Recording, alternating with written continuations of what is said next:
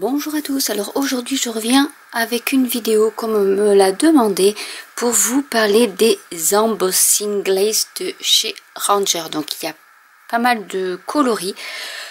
J'ai donc fait un petit, voilà, une petite carte toute simple avec, alors je vais quand même, si vous vous posez la question, je vous montre quand même le set de tampons que j'ai utilisé. C'est celui-ci. Donc celui-ci c'est The Professor, le deuxième, parce qu'il y en a un où il est plus petit je crois. Donc moi j'ai celui-là, j'ai pas le premier, j'ai le deuxième. Du coup j'ai pris la tête ici, j'ai pris celui-ci ici, et après j'ai pris le grand pour faire du script un peu partout avec de l'archival ink. Donc là c'est la black soot. Donc voilà ce que ça donne. Après j'ai pris des Dilution. J'ai pris ce que j'avais sous la main en fait en spray. Bon, je pense que je mis plein les doigts comme d'habitude. Je vous conseille de prendre un carton pour le faire, pas comme j'ai fait là. Donc là c'est les shimmer spray de Dilution. Donc c'est du calypsotine et du cut grass. J'ai un peu de mal sans les lunettes à lire. Donc voilà, là c'est les deux que j'ai utilisés pour faire le fond. Et ensuite ici j'ai utilisé le mini pad, parce que moi j'ai les mini pads, le pelt paint pour faire la bordure. Donc ça c'est pour les couleurs. Maintenant ce qu'on va faire, c'est que je vais vous montrer quelques techniques pour utiliser les embossing glaze. Je vais pas utiliser, je vais pas vous montrer toutes les techniques parce qu'il y en a plein, mais quelques-unes déjà pour vous montrer à peu près à quoi ça peut servir. Donc c'est de la poudre, comme de la poudre embossée, hein, c'est exactement la même chose. À part, alors je vais voir, c'est un petit, oui, un petit opercule. La seule différence, vous voyez, c'est comme de la poudre embossée. La seule différence que vous avez avec cette embossing glaze, bon, déjà ça fait un côté brillant comme la poudre embossée, mais la différence avec la poudre embossée, c'est que vous voyez à travers. C'est-à-dire si j'en mets à travers mon tamponnage, par exemple, je vais voir le tamponnage, alors que si vous utilisez de la poudre embossée de couleur sur votre tamponnage, il va être entièrement recouvert. C'est la différence. Donc là vous pouvez utiliser, alors moi j'ai plein de choses, donc j'ai la Versamark comme ça. Il existe chez Distress le petit flacon avec une éponge comme les nettoyants ou autres, mais avec de l'encre à embosser en fait liquide. Et sinon après vous avez plein de stylos, de crayons, alors là c'est de chez Ranger, tout ça. Il y a donc là soit le Letter It ou tout simplement les embossites. Donc voilà, vous pouvez faire avec ça aussi. Alors ce qu'on va faire, c'est comme j'ai pas de flacon éponge, je vais prendre donc ces feutres là. Et ce qu'on va faire, c'est que on va comment on va faire, je vais mettre peut-être les lunettes pour vous montrer comment ça fonctionne. Donc je mets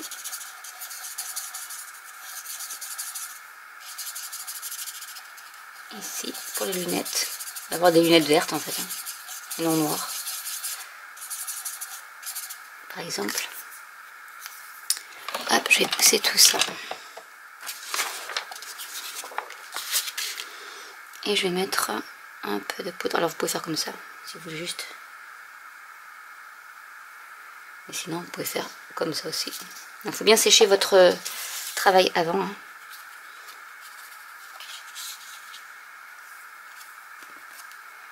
Voilà. Donc les pots contiennent quand même pas mal, hein. À mon avis, un pot vous suffira largement pour une utilisation assez régulière. Je vais prendre mon pistolet à embosser. Donc pour embosser, vous avez deux appareils pour chauffer. Vous avez l'Heat Tool qui lui sert plus pour les fonds, pour sécher. Et pour l'embossing glaze, il faut un pistolet à embosser. Donc j'attends qu'il chauffe bien. Et là, je vais y aller. Alors, je vais vous montrer.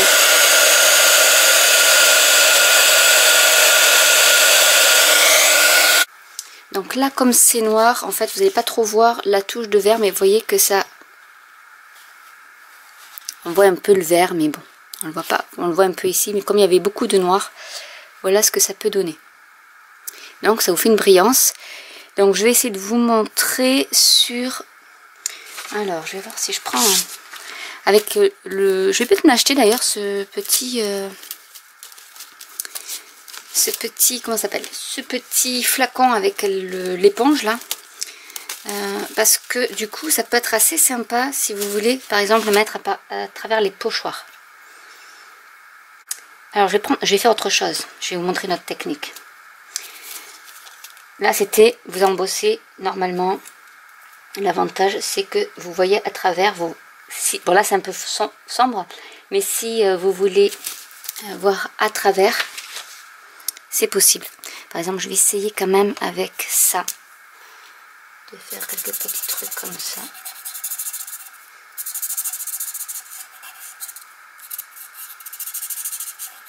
Pour vous montrer un peu.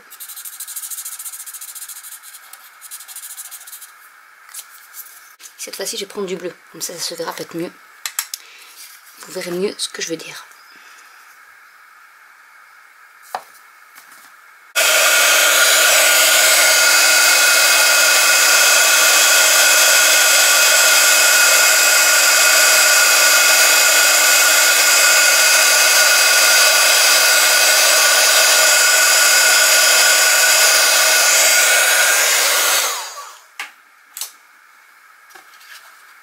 Du coup, voilà ce que ça donne. En fait, vous voyez, c'est transparent.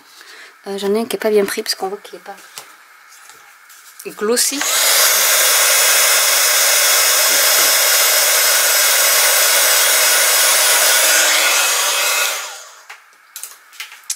Donc voilà ce que ça donne en fait. Vous voyez ici cette touche. Et en fait, c'est transparent, donc du coup, vous voyez, ça apporte de la couleur, même si là c'est ton sur ton, ça apporte de la couleur et vous voyez en dessous en fait le script. Voilà, ça c'est la première chose que vous pouvez faire avec.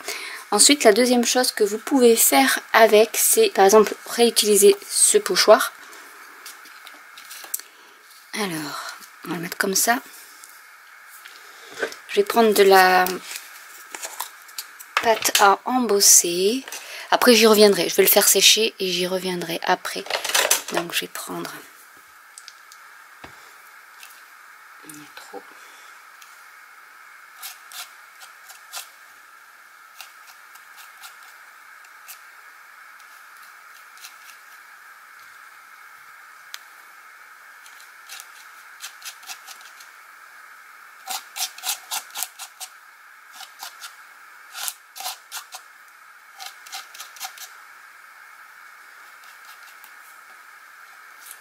Voilà, on va le laisser sécher. Du coup là je vais changer, je vais mettre du Rusty Inks et de Fossilized Amber. Et je vais vous montrer ce qu'on peut faire avec aussi. Je remets ça. Là, ce que je vais faire, c'est que je vais en mettre un peu comme ça.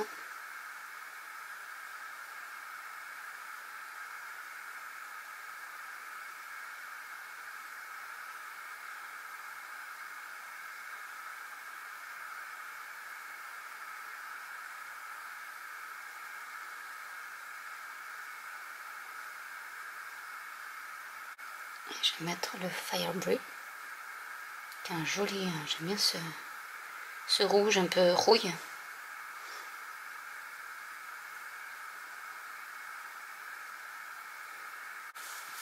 Donc il faut le faire avant que la pâte de texture sèche.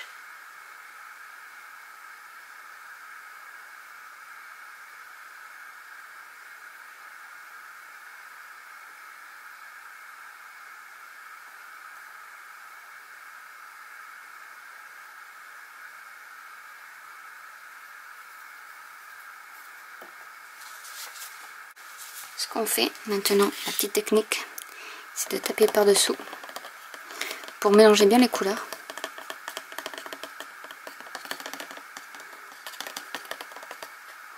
Oui, ça saute, donc je vais en mettre un peu plus par là.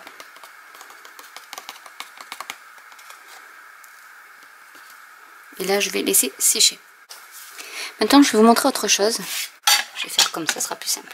Si vous avez celui avec l'embout en éponge, ça peut être très bien aussi. Donc là, ce que je vais faire, c'est que je mets mon encre embossée partout.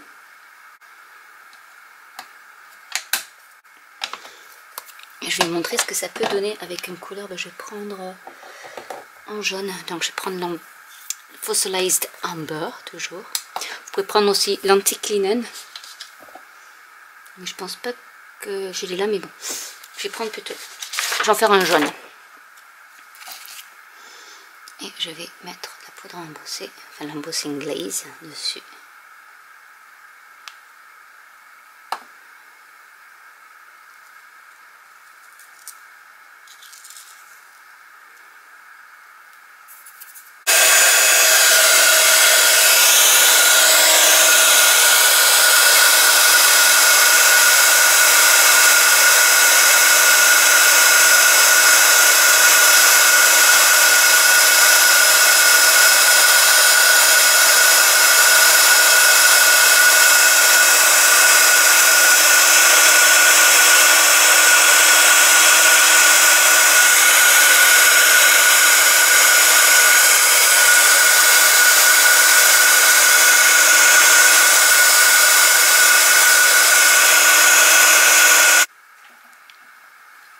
Et voilà ce que ça peut donner. Donc vous voyez, ça a colorié, enfin colorisé le fond de mon chipboard, mais ça laisse toujours en transparence. Et en plus ça brille. Le sentiment qui était sur mon chipboard. Donc vraiment, ça peut vous permettre de faire de très très jolies choses. Et là on dirait que c'est laqué en fait. Et ça vous a ajouté une couleur mais qui est translucide. Ce que vous ne pouvez pas avoir la poudre à embosser qui aurait complètement recouvert mon message. Et du coup ça m'aurait fait un petit morceau de carton colorisé mais sans message. Donc voilà l'avantage de cette embossing glaze. Une autre façon de faire, parce qu'hier Tmall ça fait une petite vidéo, et c'est avec des objets métalliques. Vous pouvez faire aussi avec des fleurs en résine. Donc là je vous montrerai pas les fleurs, mais c'est le même principe. Donc là je vais mettre du gel médium. Je vais pas mettre de l'encre à embosser, mais du gel médium. Donc je vais prendre un pinceau. Je vais mettre hop comme ça et je vais passer une fine couche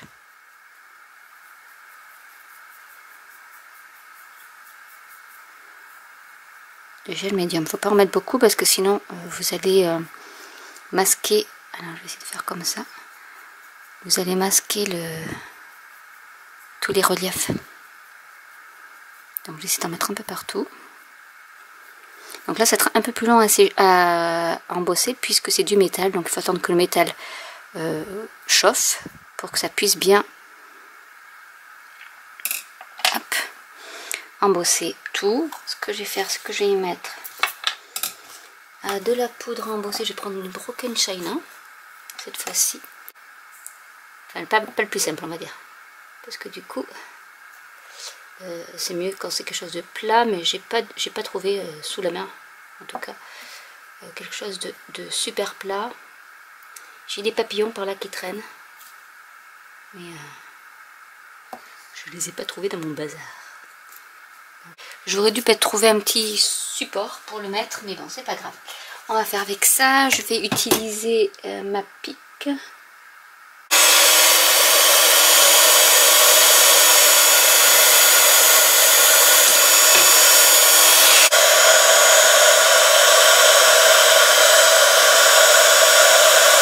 Le temps que mon dé refroidisse, je vais reprendre ma carte où j'avais mis donc la pâte de texture et je vais donc la chauffer.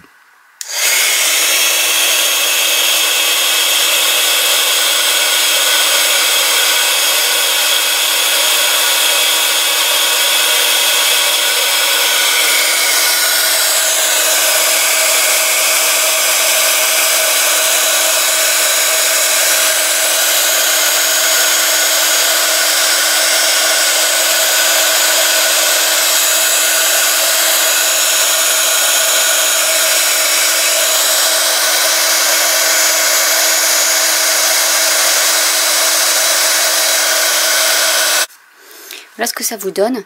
Donc vous avez eu la pâte de texture et du coup ça a colorisé votre pâte de texture et ça donne un petit côté brillant également. Et là forcément comme la pâte de texture était opaque, on ne voit pas dessous. Mais voilà, ça peut vous donner, alors je vais dézoomer un peu, voilà, ça peut vous donner quelque chose d'assez sympa. Donc là vous avez avec la pâte de texture, vous pouvez faire avec de la pâte craquelée également, avec de la pâte du sand paste, donc sablé on va dire. Ici c'était embossé sur du sombre, ce que ça donne, et ici voilà, avec le petit rajout de vert, parce que c'est pas tout à fait le même vert, ça rehausse l'éclat, donc soit plus vibrant comme ils disent en anglais, et du coup vous voyez que c'est toujours translucide, donc transparent, vous voyez à travers. C'est ça l'avantage qu'on retrouve également. Donc ici là vous le voyez très bien. D'ailleurs ça pourrait très bien aller avec, regardez-moi ça. Hop, voilà, j'ai trouvé. Je vais faire un petit montage après avec. Et le dé, alors est-ce qu'il a refroidi? Oui, voilà. Donc le dé est comme ça, du coup. Ce qu'on va faire, on va mettre directement dessus. Ce sera plus simple. Vous recouvrez votre dé, ou autre, hein, tout ce que vous avez.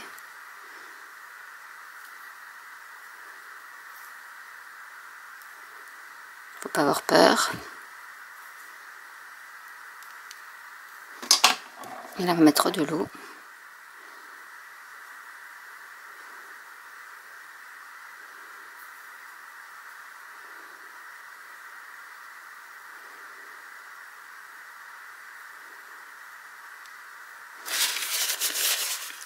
Je vais prendre, hop, je vais mettre de l'eau sur mon papier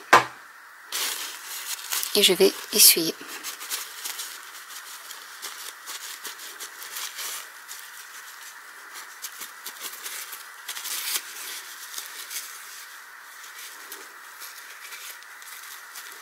Je n'ai pas pris le meilleur exemple, hein, honnêtement, pour le faire, mais bon voilà, vous voyez un peu l'idée. Ça vous fait ça en fait. Donc j'ai les doigts un peu cracra maintenant, mais voilà.